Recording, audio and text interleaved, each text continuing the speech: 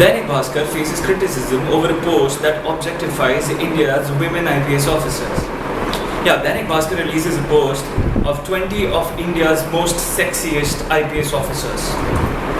Would you totally agree with me that this is what happens at the Dainik Bhaskar office? We need to do something to appeal more to our millennial viewers. So have you heard about this Game of Thrones thing? It has a lot of sex and violence. I think we should do something that has sex and violence in it. Is it an Android app? No sir, I think it's a startup. Okay. So how about an article on 20 of India's sexiest IPS officers? You're promoted. BJP MLA Gyandev Ahuja now says that rapes happen every day on the JNU campus. He's the same guy who said that thousands of alcohol bottles and unused condoms are found on the JNU campus every day. Now, such things are a little difficult to believe. Also, GB Road, which is the red light area of Delhi, is just 20 kilometers to the north of JNU. Now, what are the chances that Gyandev Ahuja would have gone to GB Road instead of JNU? Gopal Verma objectifies a BJP MLA from Assam on Twitter. Gopal Verma goes on Twitter and writes, if politicians have started looking like this, then achhe din aa gaye hain. I know that Gopal Verma is too big and too busy to take my advice, but I think he should stop making movies because they aren't doing that well either. Instead, he should try and find a job at Dainik Bhaskar. An RBI survey says that 1 out of every 3 ATMs in India are non-functional.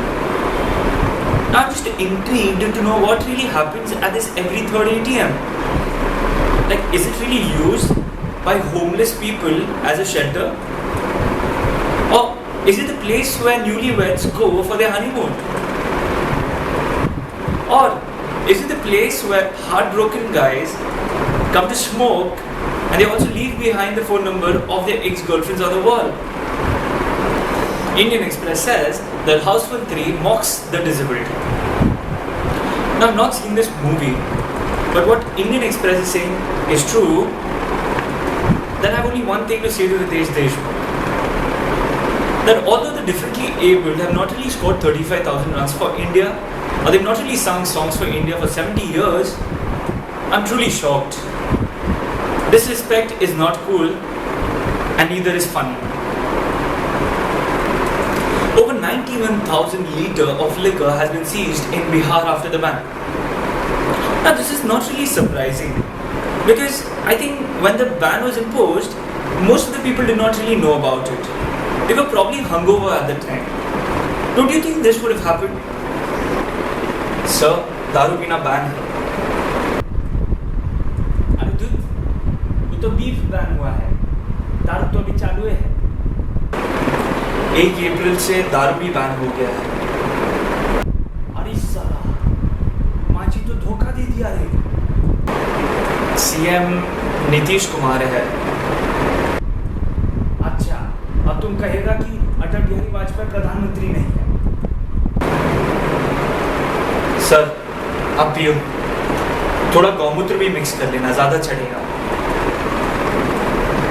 According to the Central Statistics Office, Indian economy has now crossed the 2 trillion mark. India is now growing at more than 7.5% of its GDP annually. But what's not been told to you is that out of the 45 million people all over the world that are subjected to modern day slavery, 18 million are in India. That's 1/5 of the total modern day slaves. So what the rest of the world finds as a fantasy in Game of Thrones is actually a reality in India. Real Madrid won the Champions League for the 11th time. Real Madrid created a record again by defeating Atletico Madrid in the finals of the Champions League. Atletico Madrid missed 2 penalties by hitting on the crossbar. So Real Madrid won the Champions League, but Atletico Madrid won the crossbar challenge. Something that even Arsenal couldn't do it.